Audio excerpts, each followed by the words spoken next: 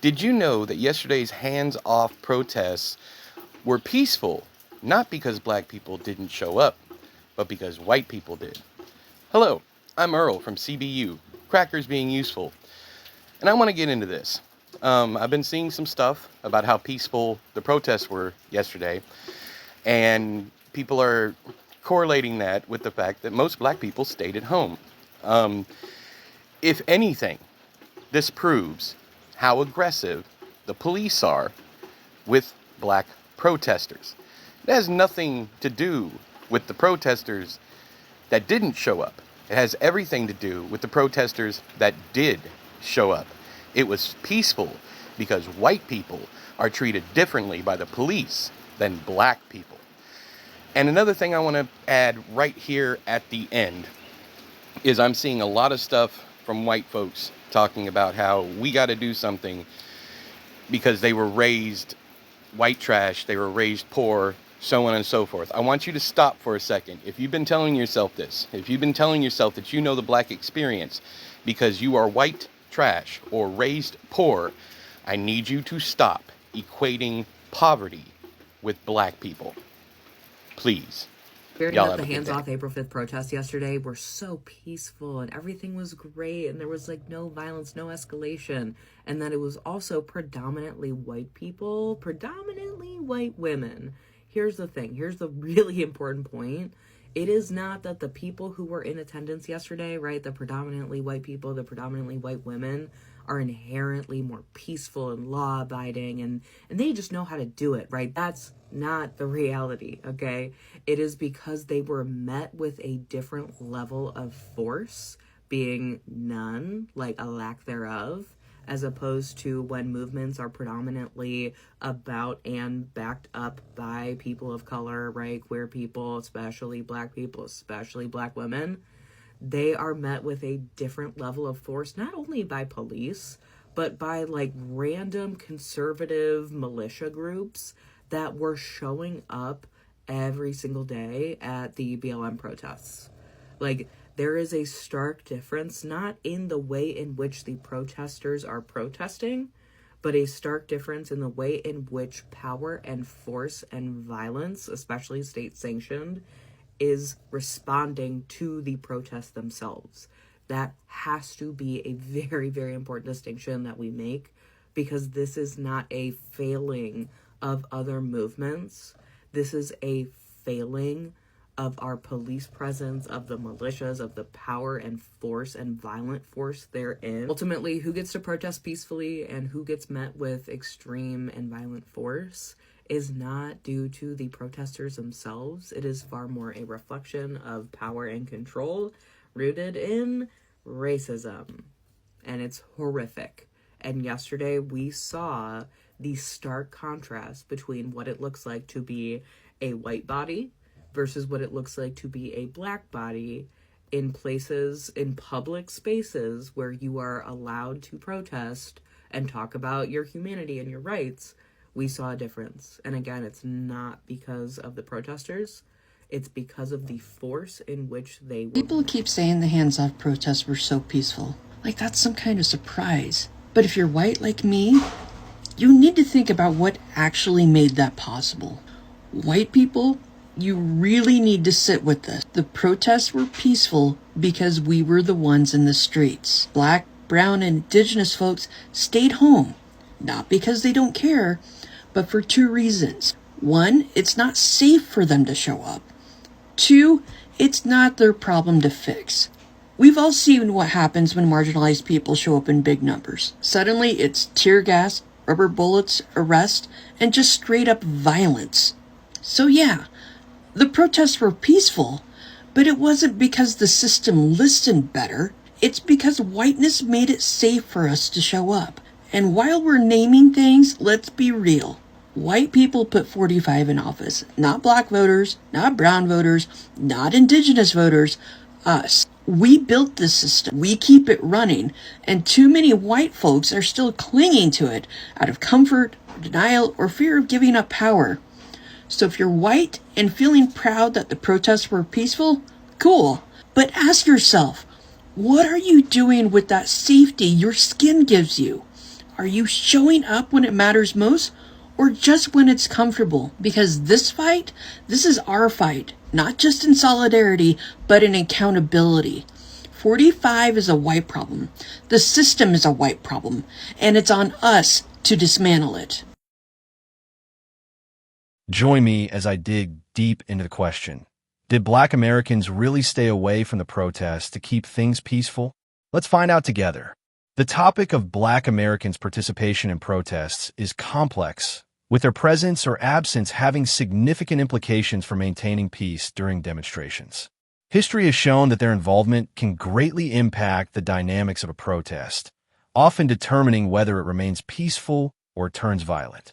Peaceful protest is essential for bringing about change, but the threat of violence is always lurking, and different communities have different perceptions of their roles in these events.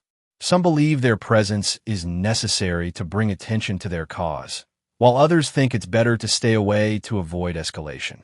The balance between making their voices heard and avoiding violence is delicate, requiring careful consideration and strategy. The perception of Black Americans' participation in protests varies greatly among different communities, with some viewing it as a crucial aspect of the fight for justice, while others see it as a potential catalyst for violence. This disparity in perspectives highlights the challenges of organizing and participating in protests, where the line between peaceful demonstration and violent clash is often blurred. Historical context plays a significant role in shaping these perspectives, as past experiences have taught many Black Americans to approach protests with caution, aware of the potential risks and consequences. While some Black individuals were hesitant about joining the protests, there were clear signs of African American participation. Historical ties to civil rights activism connect Black Americans to the protest goals. AP News pointed out that more than 150 civil rights organizations helped organize the protests. This likely included several African American-led entities. A video talking about the problems with Gen Z not being involved in the protests that happened. And in addition to that, it's especially worrying because of this trend of Gen Z being more conservative than millennials.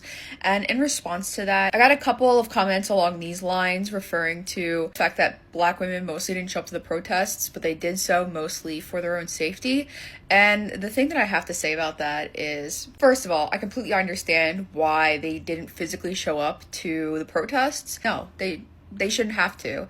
But I want to be so absolutely clear with everyone that just because Black women were not at the protests does not mean that they weren't involved. Because my friend and I are both comment on political topics like this, and we live streamed the entire protests. And I don't think that it's a coincidence that the majority of people watching and commenting on those protest videos were Black women. The Black women that didn't go to the protests for, mind you, safety reasons, because police tend to treat people who are protesting while you're being a person of color much differently. Black women still stayed informed, stayed engaged, and showed support and solidarity with the people who were out there protesting. So I hope that clears some things up. The issue on Gen Z not being as progressive as millennials and not showing up, I kind of view that as a separate issue.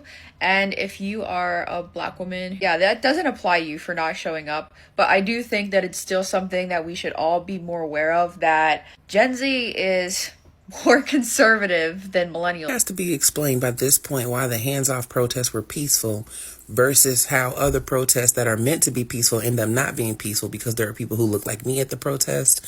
There is a narrative that you want to believe, and baby, if that's your reality, I'm gonna let you sit in it. Because the fact that I have seen other color redacted people, and I'm just saying that because this app, who have some sense, are basically explaining why the protests have been so peaceful. And then their color redacted counterparts get up here and still remain ignorant to the information that people who look like them are giving. This is something that they want to believe. This is a reality they want to live in. And honestly, that's why I stopped like over a year ago wasting my energy trying to explain it to these people, because they want to remain ignorant.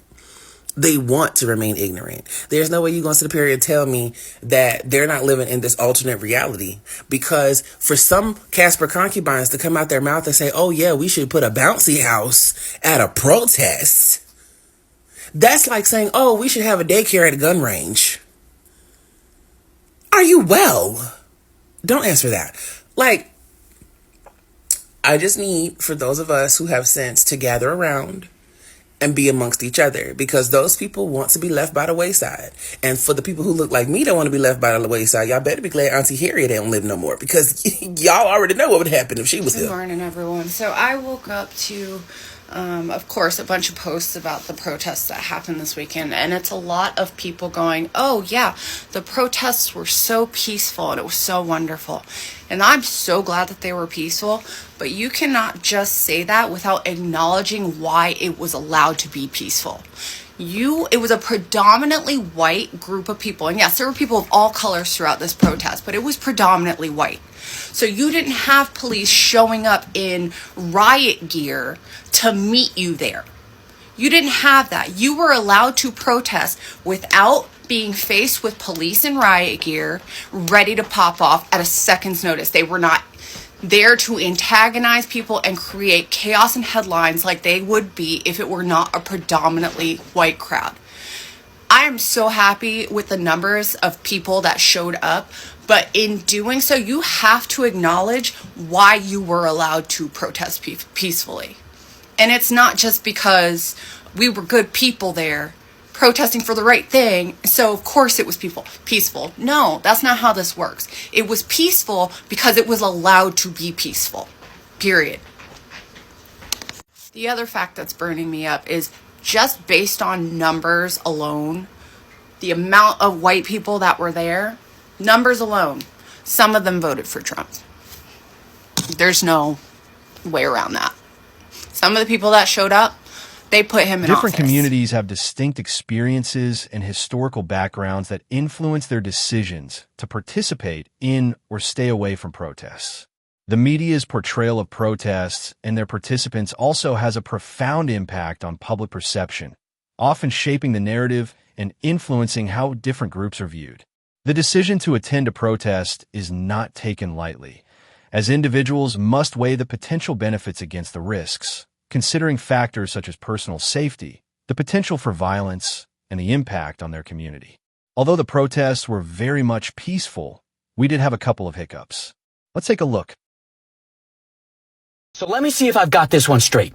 Yesterday, at a protest in Indiana, a Trump-loving bucket of piss was driving around in his big black pickup truck, and after coming across a street that he couldn't turn onto due to the fact that the protesters were utilizing their First Amendment rights to peacefully protest wherever the fuck they please, this individual got out of his truck, started shouting, grabbing, and shoving the female protesters that were gathered at the edge of the protest. Upon seeing this, a male protester came to their defense and entered the fray. He received the same shoving, shouting, and screaming, and as a result, a headbutt to the kisser. Now, Mr. Trump supporter, he runs back to his pickup truck, looks for his dick, can't find it, grabs the next best thing, which based on the speed he could acquire it was rolling around in the backseat of his pickup truck. Mr. Trump supporter runs back into the crowd with a firearm and is subsequently arrested. Now, here's where shit gets fucky.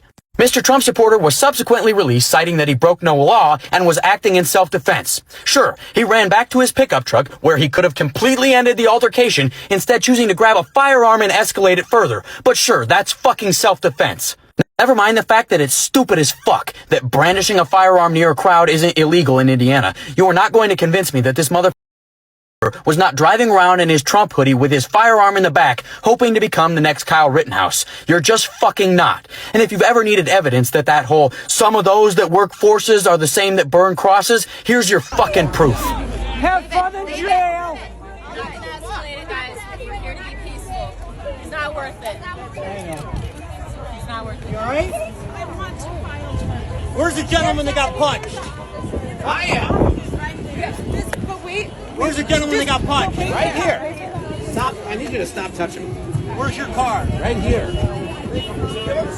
Why are you driving? Don't hear you, dumbass. Go back in your car. Sir, get back in your car. What the fuck's wrong with you? He's protesting. His wife is protesting. We are not for bus. 9130, I have one in custody. Protests gone wrong.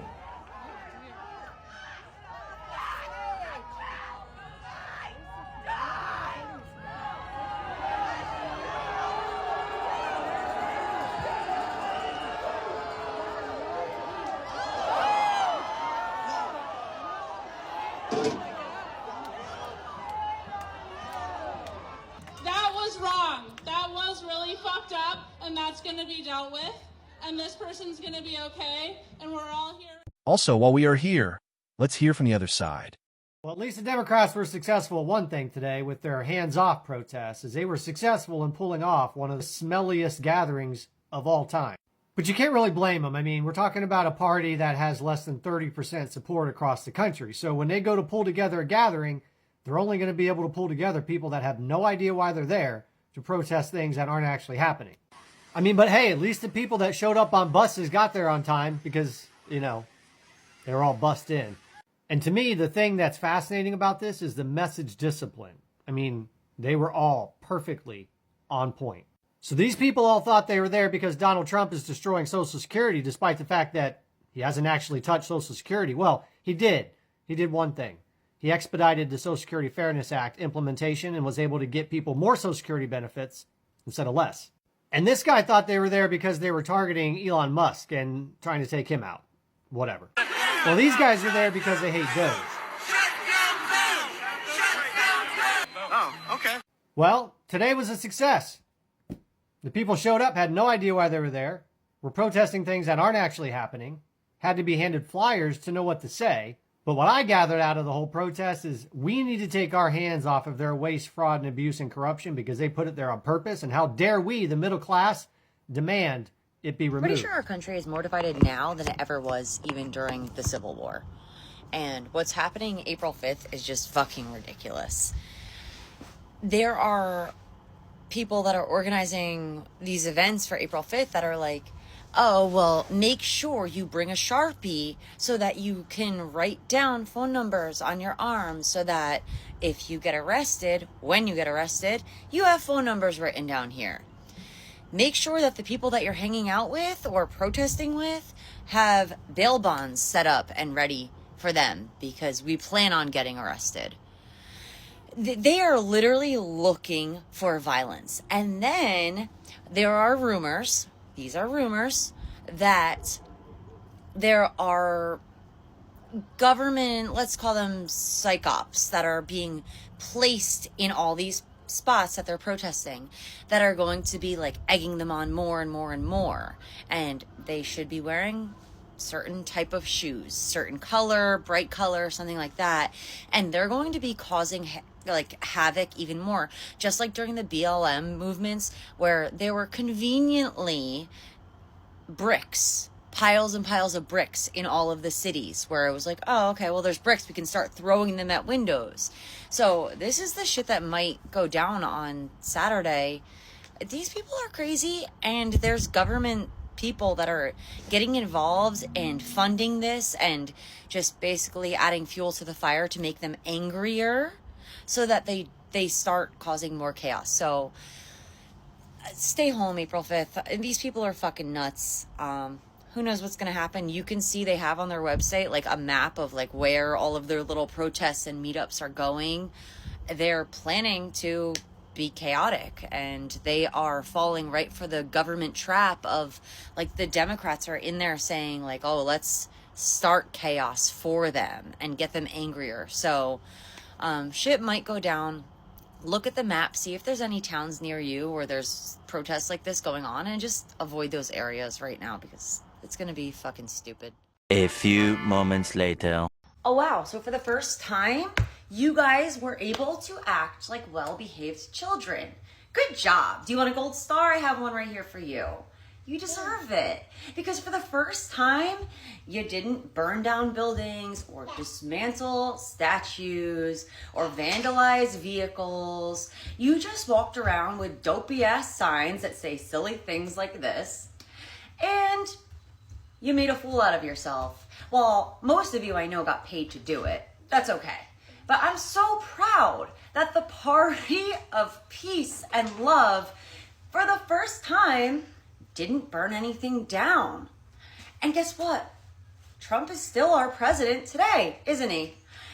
And you crazy people are going to turn around this week and say, we did it. We got Elon out of office. When in reality, he was a special government hire that was hired for 160 days. And those 160 days are actually just coming to an end. You guys didn't accomplish anything.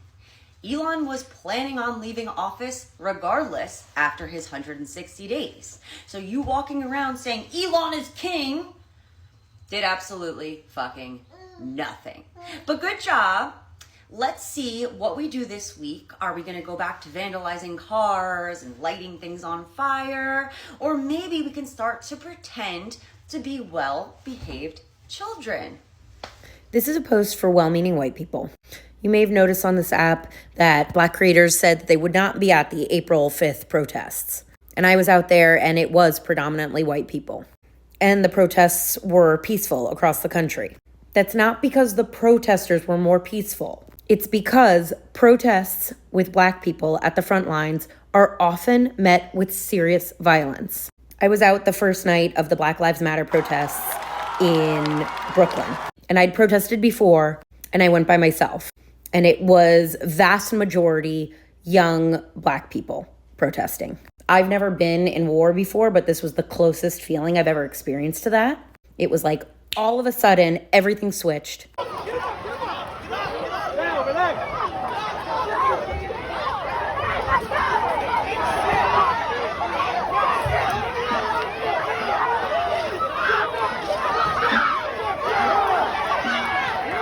I was yelling at police officers and saying, this is my First Amendment right. I was hit with a baton. You have a right to protest! On the sidewalk! That way! We have a right to protest! There was tear gas everywhere. They started kettling us, which means that they try and keep you in a singular small area outside, even if you're trying to get away and get out of it.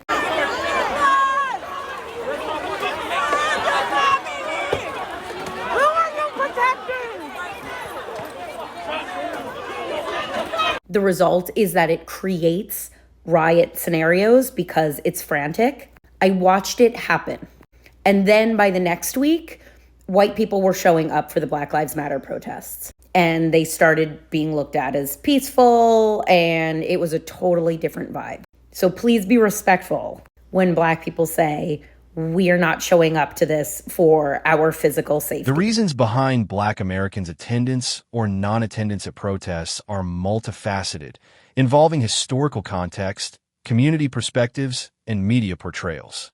The legacy of the civil rights movement, for example, continues to inspire many to participate in protests, seeking to build on the progress made by their predecessors. In contrast, others may choose to stay away, citing concerns about safety, the potential for violence, or the perceived ineffectiveness of protests in bringing about meaningful change. These diverse perspectives reflect the complexity of the issue, highlighting the need for nuanced understanding and empathy. The participation of Black Americans in protests can greatly influence the trajectory of the movement, with their presence helping to galvanize support and bring attention to the cause. However, their absence can also have a profound impact, potentially leading to a lack of diversity in perspectives and experiences. The Black Lives Matter movement has also highlighted the importance of intersectionality, recognizing that different communities have unique experiences and perspectives that must be taken into account. By acknowledging and addressing these differences, protests can become more inclusive and effective, leading to greater social change. The key points discussed highlight the complexity of the issue, with various factors influencing participation in protests, including historical context, community perspectives, and media portrayals. The decision to attend or stay away from a protest is deeply personal, reflecting an individual's unique experiences, concerns, and values. I would just like to say, as you see the images just displayed, you can understand Black people do show up. When the crowd from the 5th of April is joined by the Black community, it will surely be noticed. It also will be a beautiful thing to see. Join the conversation by sharing your thoughts in the comments below, and check out other videos that delves deeper into related social issues, exploring the intricacies of protests and social change. Be sure to watch till the end for some more perspectives from our talented TikTok creators. You show up only to just the organization of it, but don't actually show up to actually do the damn work when it actually comes to the actionable thing to do, which is voting, then it doesn't matter. I mean, y'all show up to protests all the time. Y'all show up to rallies all the time. We had 75 motherfuckers show up to Colony Heroes rally, but they didn't show up to the motherfucking polls. The actionable thing, the real thing that makes the change is the voting part. Don't worry about us. We good. We understand this. This isn't our lesson to learn. We understand that we must vote, obviously. 92% of us motherfucking voted for the right goddamn candidate. 80% of black people voted for the right motherfucking candidate. It's not our lesson to motherfucking learn. It's them people out there, them white folks out there on the front lines that say that they care about these things and then go into that booth and do something different. Those are the motherfuckers that need to know the damn lesson, not us. So don't sit here and shame black people and say Martin Luther King would be ashamed. Martin Luther King wouldn't be ashamed because he looked at the motherfucking results and saw that 92% and 80% of black people voted for the damn black woman. Martin Luther King will be motherfucking proud that we're not on the front lines because it went swimmingly. I didn't see no barricades. I didn't see police officers spraying the damn crowds with bullets last time under the Trump administration. Peaceful protests were being shot. I saw white supremacists and white nationalists coming out of states with rifles and shooting people. Remember Kyle Rittenhouse, and then also getting fucking damn exonerated for murdering 2 peaceful protesters. I didn't see any reporters get arrested by police. I didn't see civil unrest. I didn't see cities on fire. I didn't see people and agitators trying to take over the fucking movement. I didn't see any of those things because guess what? It was all white. It was an all white party. And y'all did what y'all was supposed to do. However, that's only half of it. I'm not giving y'all kudos. I ain't giving y'all damn 10s. I ain't giving y'all shit. I'm not giving y'all a motherfucking thing until I see some real motherfucking results. Until 2026, and I see that y'all asses allow us to take back the House and the fucking Senate, then y'all ain't getting shit from me. Y'all ain't getting kudos, y'all ain't getting brownie points, y'all ain't getting gold stars, y'all ain't getting motherfucking A's, y'all ain't getting nothing. Until I want to see the fruits of the damn labor. I want to see y'all continue organizing, and I'm not sitting here saying that y'all didn't do y'all big one. Great. However, the actionable thing is voting. I don't want to judge, but I'm trying my best not to laugh at these protests. Instead of making fun of all the boomers who came out yesterday, why don't we talk about a couple real issues? Yes, I said boomers because they're the ones that wear the straw hats and the sun visors. There were tons of boomers out yesterday. I was in D.C., and it was just amazing to see all of the older people that were out there protesting. The woman in front of me was 81 years old, and I only know that because her sign said so. She was 81 years old out there protesting yesterday. But I saw 2 issues out there yesterday. One, Gen Z did not show up. Gen Z, where were you? You are young. You have the energy. You need to be fighting for your future. And the second issue was there were no police. No police at all. Now, nothing went bad, but that's not the issue. Nothing went bad because police didn't incite violence. That's the issue. So, when you're out there protesting, police incite violence. When we're out there protesting, they don't. Why is that? Could it be the color of our skin? It might be. Hey, that's a legitimate issue to be screaming about at the mountaintops. I have issue with that. I was prepared yesterday. I always go to protests prepared. I always go to a protest expecting violence, and I always prepare myself a way out. Yesterday, there was no violence. Yesterday, there was no police presence. Now, I say none. I think I counted like 10 cops in D.C. There were over 100,000 people there. That's 10,000 people for each cop to control? Doesn't really work out, does it? The math doesn't math. That's an issue. I'm not saying I want more police presence. I'm saying I want some police presence to make sure nothing goes down, but I also don't want police inciting violence. Yesterday was clear that police incite violence at the black protests. I knew that, but there's a lot of people that didn't know that, and they need to be able to see that. That is an issue that we need to talk about. But making fun of protesters because of what they're wearing, nah. I told y'all we outside. We outside. Over 20,000 of us. And look at that, there's some black folks. There's some black folks out here. They said we don't come outside, but we outside.